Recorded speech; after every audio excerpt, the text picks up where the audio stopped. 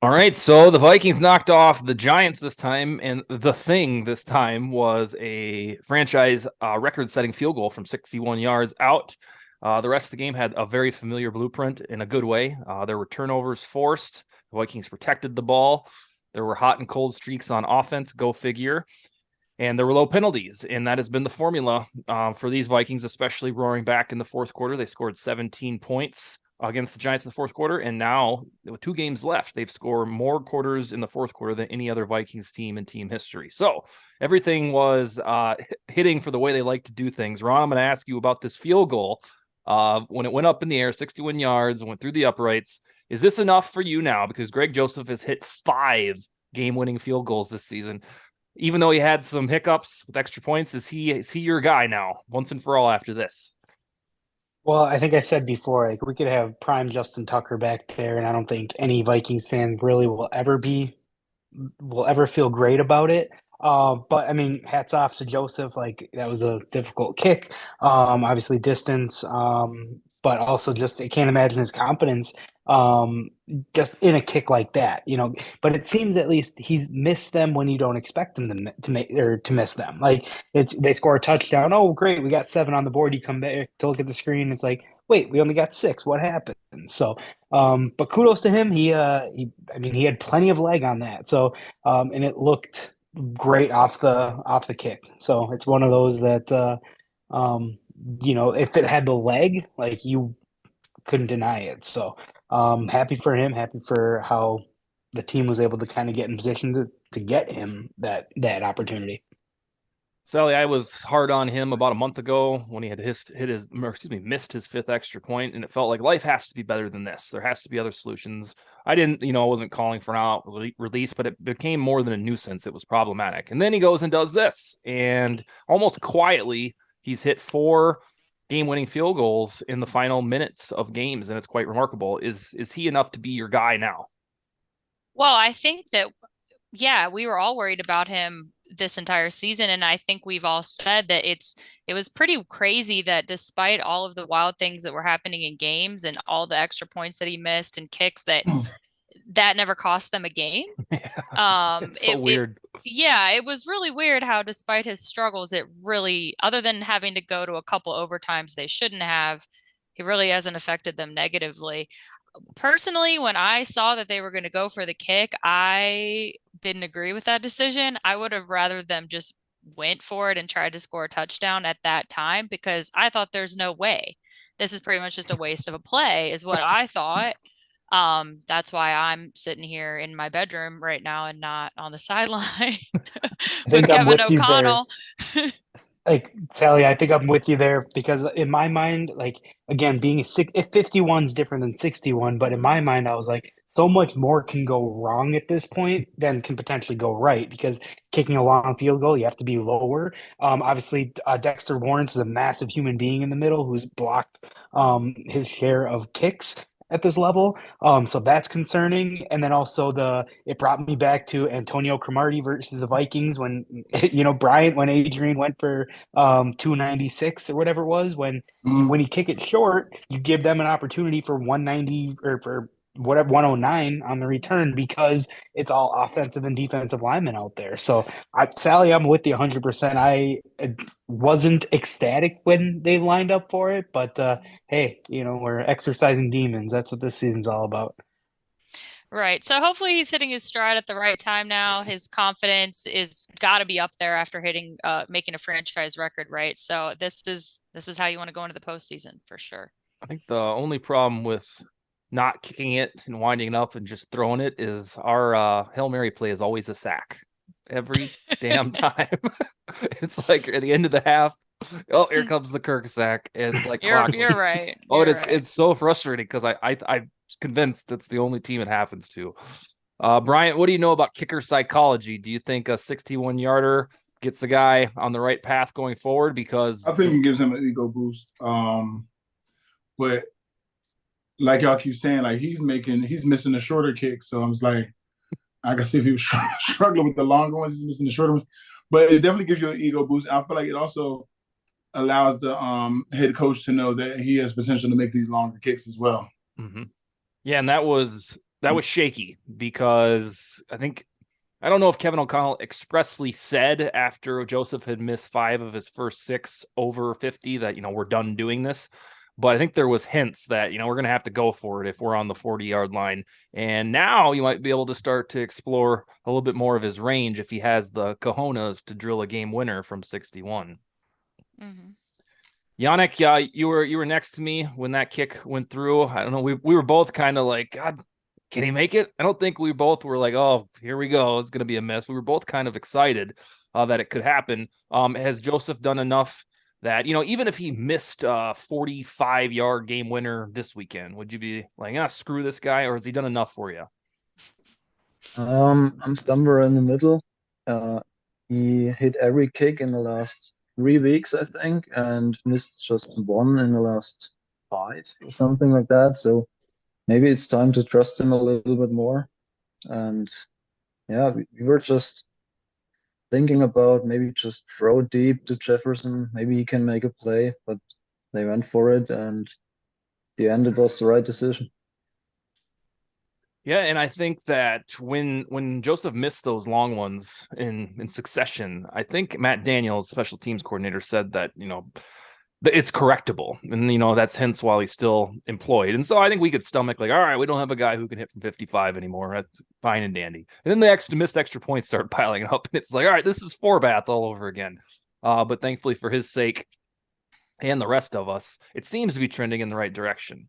Ron, Sally, go ahead. I was just to say, I was surprised to learn that was the franchise record because I had it stuck in my head that Blair Walsh was really good from far away. So I was surprised by that. He was, but everything he hit, and he hit a bunch of them, were 54, 55, 53. And I think he didn't have a 60. Nope. No, that was only the 3rd field goal attempt over 60 yards in Vikings history. Wow. Yep. Some Fred Cox in like 1971 for some reason tried one. And then I think Walsh tried one in we don't remember what year it was. But yeah, it's only the 3rd time they even thought about going it from 60 and beyond. And this one won the damn thing. Ron, one of the most exciting plays in my estimation from the Giants win was Brian Asamoah's forced fumble recovery, and then 15, 20 yard scamper with it. And he should have had a fumble the week before, but the refs were in no mood for that. So I want to ask you, sir, we're going to be in draft talk season, and let's see, the day after the Super Bowl, after the Vikings win the Super Bowl. And I want to ask you, do you think Brian Asamoah can be penciled in as an off-ball linebacker, a starter, in the event they make a move away from the 30-year-olds Jordan Hicks and Eric Kendricks? I think he can. I think him when he came out of Oklahoma, he was very, very fast player. So I know potentially the knock in this 3-4 scheme is that he might not be big enough. But man, does he make an impact when he's out there. He flies around. Has great range and clearly those ball skills. Like when he was beat by Bellinger on the play, but he knew right away, like when he was going to catch it, that he's coming down in very Charles Tillman-like fashion and going straight for the ball. And then to have the wherewithal, not just to knock it out, but to be able to pick it up. Because at first I thought, I'm like, great, it's going to go out of bounds. It's not going to matter. But he rounded himself perfectly to stay in bounds and to be able to get yardage after that. So I very much think he can be a part of this defense going forward. And I like how they're sprinkling him in now because he's a player where come time when you need that speed on the field, you can have him in there, whether that's, spying Jalen Hurts or, dealing with, McCaffrey out of the backfield, those type of things. He can be a weapon in that regard. So I'm glad to see him thriving in his role right now. Sally, 2 30-year-old linebackers. I'm not sure how much longer that's sustainable. Do you think Asamoah he's only played 80-something snaps, but every time he's on the field, he does something cool. Have you seen enough? Have you seen enough from him to maybe start to fold in as an LB1 in September? Well, I don't want to get that far ahead, but I think he has really made an impact in the limited snaps that he's been in, and he deserves to have more looks and more opportunities for sure. So, Bryant, one thing I wanted to ask you about with the Vikings having clinched the division a week and a half ago, it seems that the head coach is kind of implementing a pitch count for some of the starters, and that's why we've seen Asamoah. That's why we've seen Josh Metellus, and who am I forgetting? There's one other one that we've started to see. But did you ever see that during your playing days where it's not necessarily like meaningless football, but some of the rookies start to get time once the playoffs are secured? Yeah, but back when I played, there was 2 seeds that had a bye week. Yeah. So I felt like we were kind of like, it was kind of a little different. And I only said it because now you only have one. So if you go from 2 to 3, then there's a chance at a certain point. They would rather stay 2 as long as they can, so they have more home games, put it that way. But yeah, I did see, like, once you get to a certain point or clinch a certain thing that other people would like get more chances to play. They rotate. That was more like the specialists, like receivers and things like that. Yeah, they would give them more like time. Okay, yeah, because that's what we're starting to see, and it's new, and it's kind of cool because you get to see what you have, and hopefully these guys make an impact. One other thing I wanted to ask you, when was it Ron talked about Ryan Asamoah being a more slender linebacker? When you watch today's game, do you ever see things like that? Like, that guy's tiny for a linebacker compared to how when I played. Do you see examples like that, and it makes you kind of scratch your head? Yeah, I definitely just had a conversation about that recently.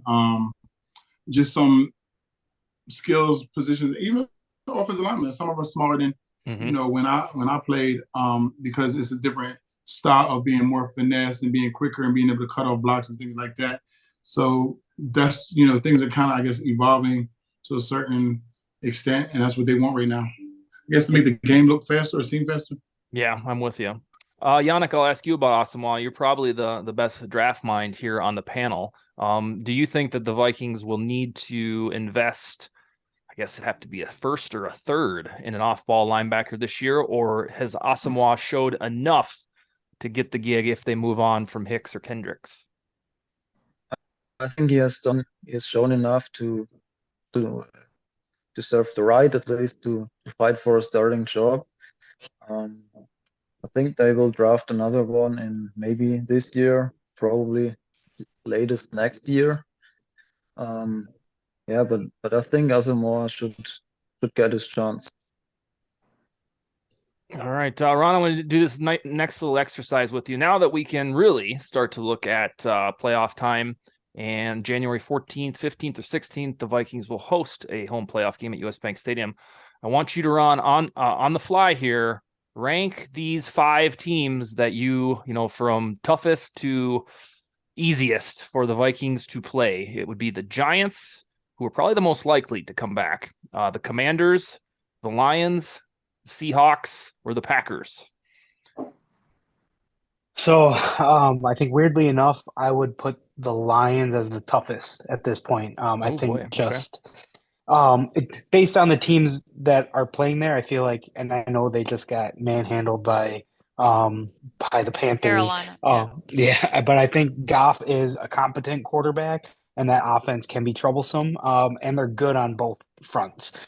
So and I think for me, that's the biggest thing. It's the fronts that may be concerning, but then again, they have the competent quarterback play. Second, I would probably be the Commanders, because again, their defensive line that can be problematic. Chase Young is back. Obviously, the Bama boys in the middle with Allen and Daron Payne, and Montez Sweat. So they have a legit front four, and a good defense. Then probably the Packers 3, because it's still Aaron Rodgers and they're still playing well, although I do think they have a lot of flaws on that team. And then let's see, it was the Giants and the Seahawks, then probably the Giants, because again, defense, they have a defense and a running game. And then the Seahawks, I'm not really concerned about the Seahawks. Their defense is, they allow a ton of yards. Geno Smith isn't the same the last month and a half that he was the first 7-8 weeks. He's kind of come back to norm. While I still think he's a competent starter, he's not set the world ablaze like he was the first half of the season. So, and then again, it's just their defense. They don't have the pass rushers that the other teams have. Jordan Brooks is an excellent linebacker, but they can be had. Especially all these teams are coming here, but my theme, I guess, is teams with a good offensive front or defensive front. Those would be the ones that I'd be concerned about most. Sally, is there a team of those 5 that you want no piece of? Giants, Commanders, Lions, Seahawks, Packers in round 1? Yeah, and I'm sure we're going to talk about him here in a minute. So Yeah. you know my answer. I don't know if I would rather face them though, or the Lions, because to go off of what Ron said, they always play the Vikings really, really hard, especially since Dan Campbell's been there. And I think Dan Campbell knows how to scheme against the Vikings pretty well. And as long as he doesn't make his bonehead coaching decisions, he has a chance, right? So because I think it's about time the Lions pull one over. I mean, they should have won, week 3 or whatever that was. So that would be the team I would probably least like to face. Not as worried about Aaron inside of US Bank Stadium. What about that you would most enjoy to get a win? Seahawks, Commanders, or Giants? What was that? Which one? What? Out of which one would you feel most comfortable the week leading up to? Like, oh, we're playing the Commanders. Oh, we're playing the Giants. I guess that would be either the Giants or the Seahawks. Not really intimidated by either of those, despite the Vikings just winning by 3 points against them. The Commanders, because of the reasons Ron said with the defense, but now we're going to see Carson Wentz. He doesn't particularly scare me by any means, but we don't really know. Despite seeing him for the last several years, I don't know how that's going to switch up their offense. Hopefully for the worse, but. Bryant, would you feel nerve-wracking at all if it was the Packers coming to Minnesota for round 1 of the postseason? Not at all. I think this year that the Vikings had that number. And I just was watching on ESPN earlier. They were talking about the Vikings and the Packers game, and they were like, yeah, the Packers may have won 3 in a row, but look who they played, and things like that. And it's like, don't feel like they're on a hot streak. It's just, I don't think this is their season, and I don't think that the Vikings have the way they've been finding ways to win will let a team like the Packers come in and beat them at home. Yannick, I know that you predict the Vikings to win this weekend, or I believe that's what you're hinting at. Do you fear them in round 1 of the postseason? Not really. I mean, they just don't play.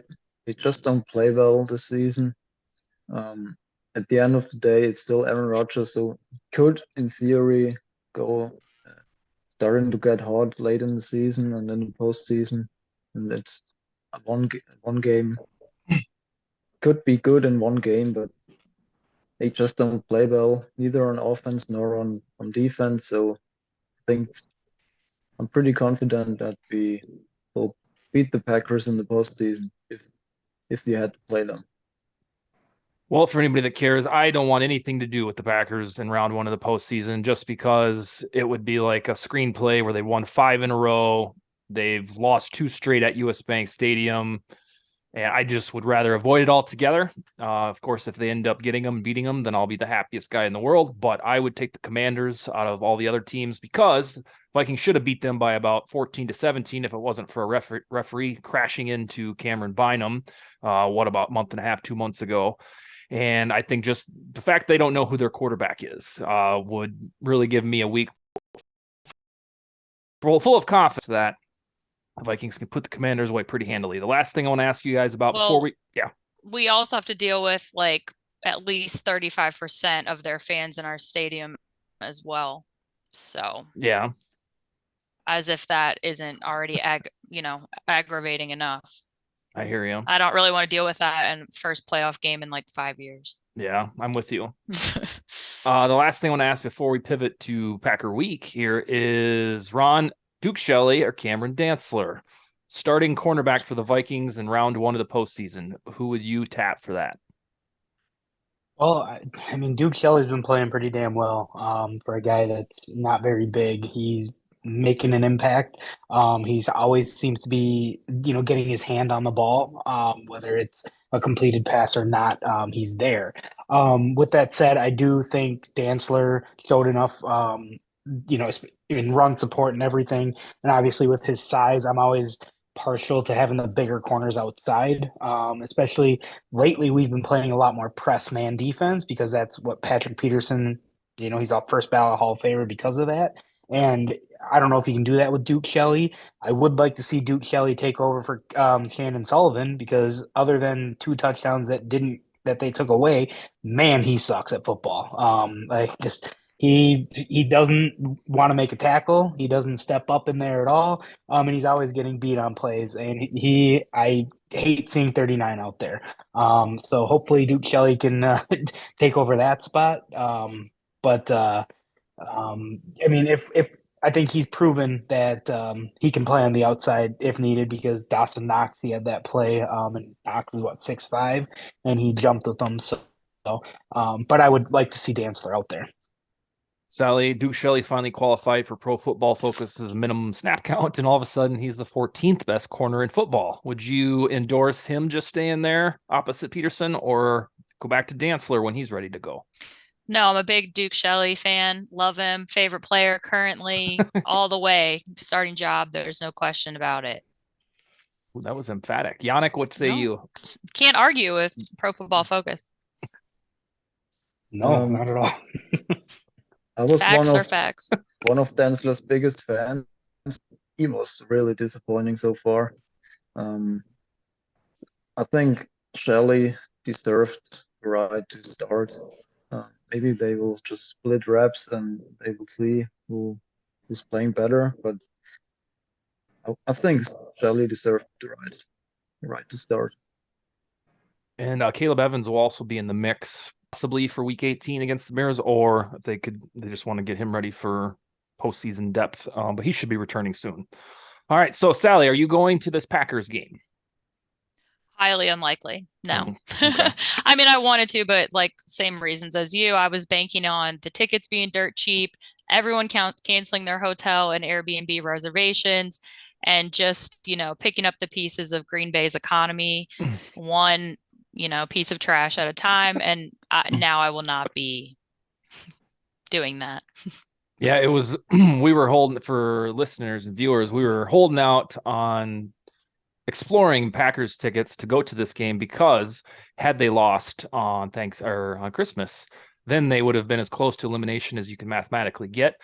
But now, because everything happened the way the Packers needed to on Christmas Eve, they couldn't have even been eliminated by the Dolphins. And now that they won, they have a real path to the postseason. They need to beat the Vikings and beat the Lions while having the Commanders lose one game, and boom, the Packers are in the postseason. So correspondingly, the ticket prices went up rather than down, and it's more of a pain in the ass than it was last week to explore, how you gonna get there, where you gonna sit. But if there's any for the folks that are making the trip, at least it's not like last weekend's weather where, it was the bomb cyclone. This time it should be in the mid to high 30s.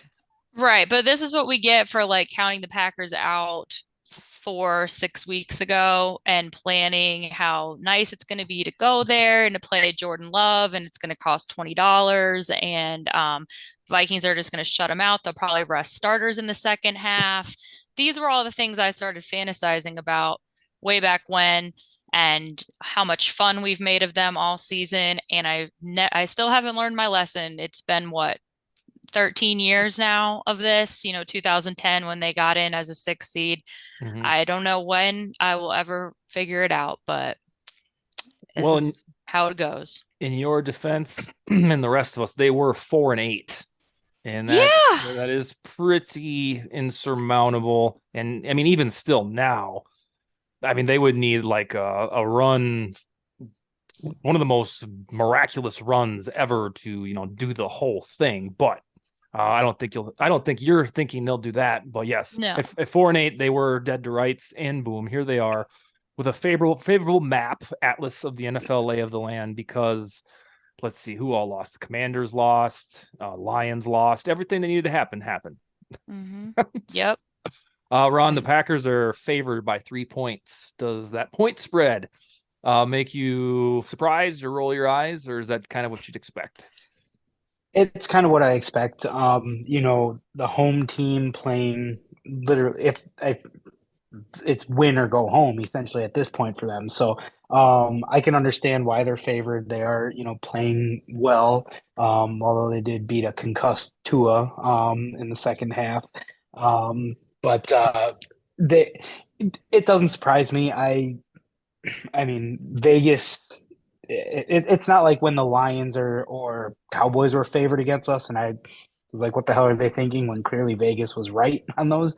But I think the Lions, perfectly fine. That's another thing that when we talked 5 minutes ago about potential matchups, I bet you the Packers would be the only one that would be favored on Wild Card Weekend if they come to the Vikings. I don't think they'd be favored here. You don't? Even if they No. have won 5 in a row and just implying they beat the Vikings 2 weeks before? Yeah, I still think the home, and I know that they don't really do the 3 points for a home team anymore. Mhm. I have it. I find it hard to believe a 7 seed coming into the 2 seeds home where I just have a hard time seeing them set that as the favorite. It may be closer than expected line, but I don't think they'd be a favorite. By God, I hope they would because then I hope to make some money off of that one. Yeah, and there's some chalkboard material too. Bryant, you sound optimistic about this weekend. The Vikings travel to Lambeau, and with Kirk Cousins at quarterback, they've beat the Packers 3 straight times, if you can believe that.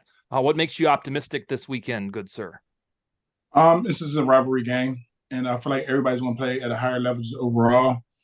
But I know the Vikings are, worried about, continuing to keep their 2 seed, and then if you get past the Green Bay, you only got one more game to worry about. So I mean, it's a rivalry game. Everybody's gonna play hard. Sally, what's your temperature? Week 17 at Lambeau. Not feeling good. Not feeling good. Yep, me neither. I don't feel good about it. No. Right, I did want to ask you, do you think, because it is a rivalry game, obviously, and we know what that means for the players, but in the sense of being able to send your arch rival packing for the winter or the rest of the winter, does that bring you extra motivation as well? The fact that, hey, we ended your season, you're done. Yeah, it's a team they've done the same to each other back and forth. So, yeah, and to be able to go in Lambeau and come out with a win, I feel like that's something big.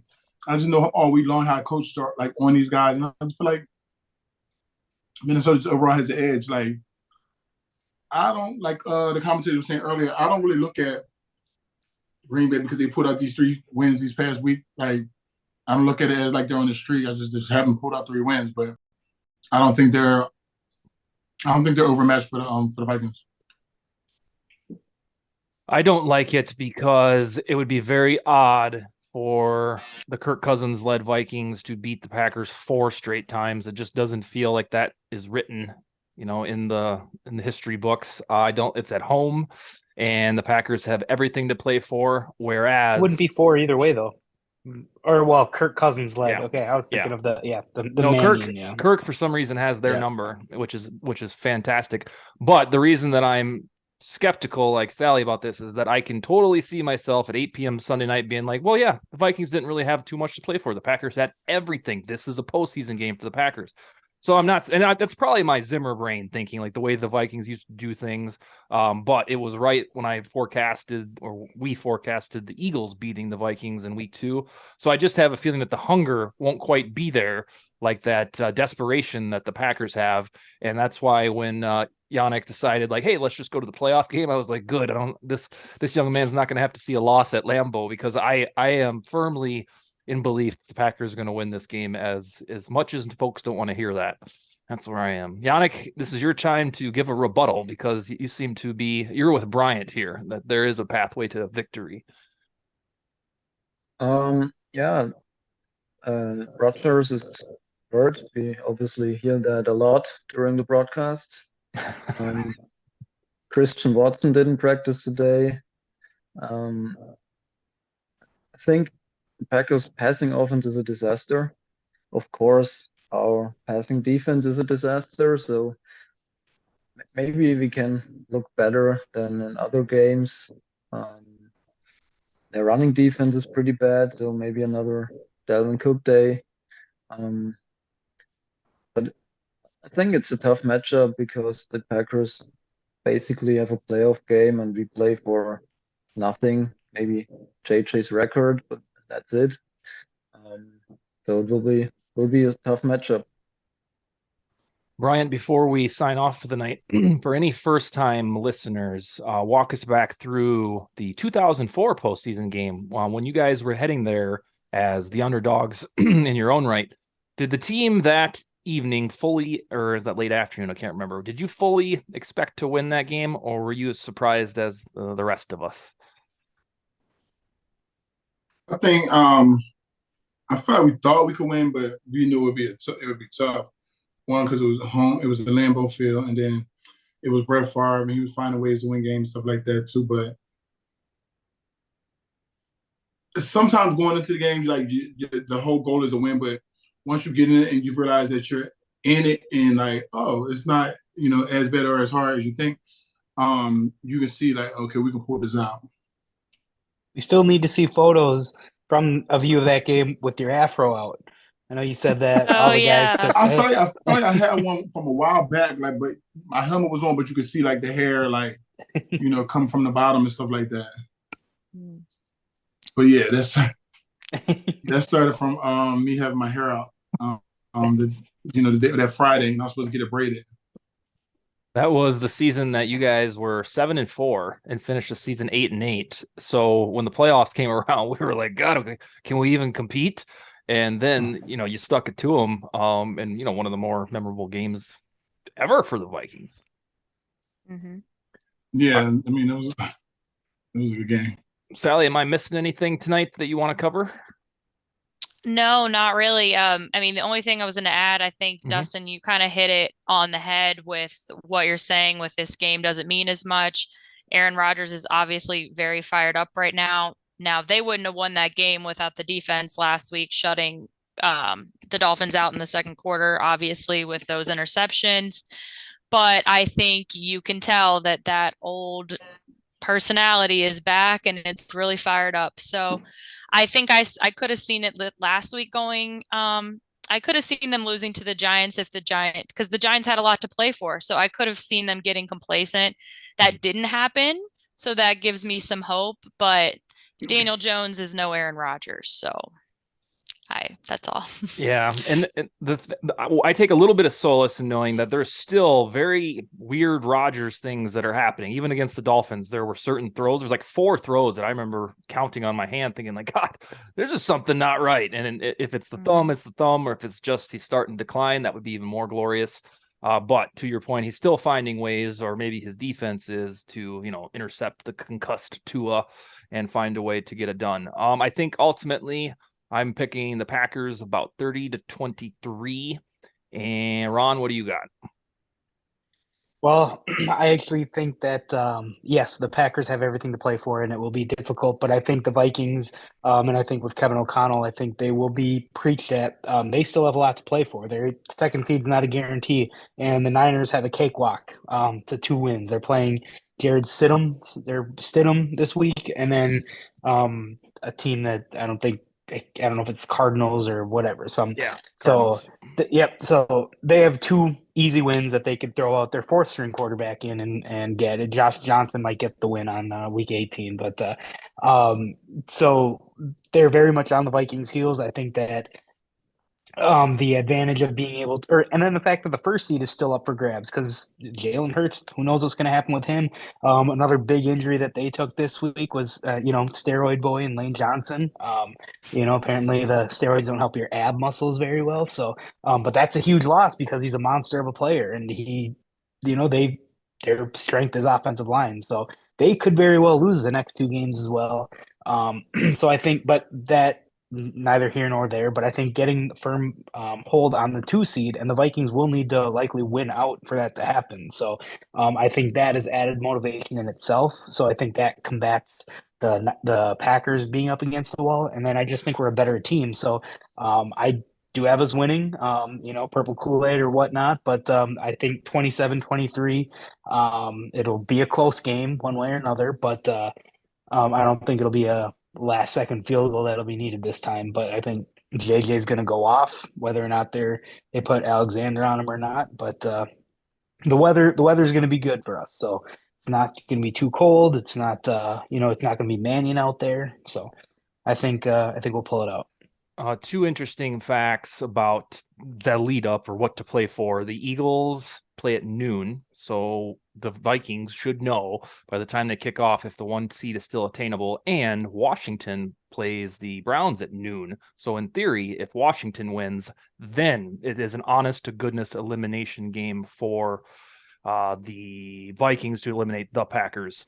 Because, well, let's see. Did I screw that up? Because Washington still had Washington has to lose one of the games. I have to see who they play the final week. But they'll have a good indication either way on Philly and Washington heading into their game, if they can, really take it to the Packers. Sally, what's your score prediction?